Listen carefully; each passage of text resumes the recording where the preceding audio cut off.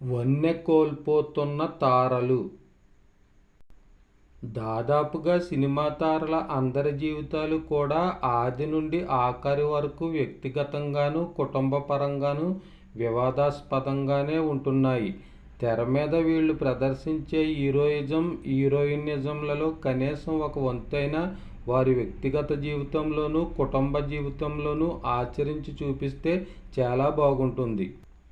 సినిమాలలో వీళ్ళ డైలాగులు కథాపరంగా ఉంటాయని పక్కన పెడితే, వ్యక్తిగత జీవితంలోనూ బయట మీటింగ్లలోనూ అలాగే టీవీ షోలలోనూ వీళ్ళు చెప్పే నీతులు వింటే మతులు పోతాయి, బుర్రలు బద్దలైపోతాయి.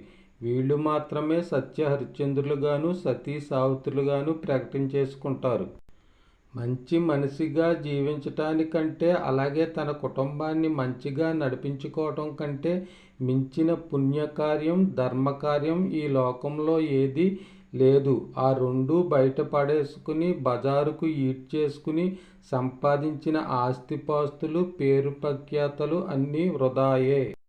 ఇక్కడ బాధపడవలసిన విషయం ఏమిటంటే వీళ్లను జనాలు అభిమానులుగాను ఆదరించటమే కాకుండా ఆదర్శంగా తీసుకోవటం. మిద్దె శ్రీనివాసరావు, విశ్వతేజ న్యూస్, చంద్రవరం.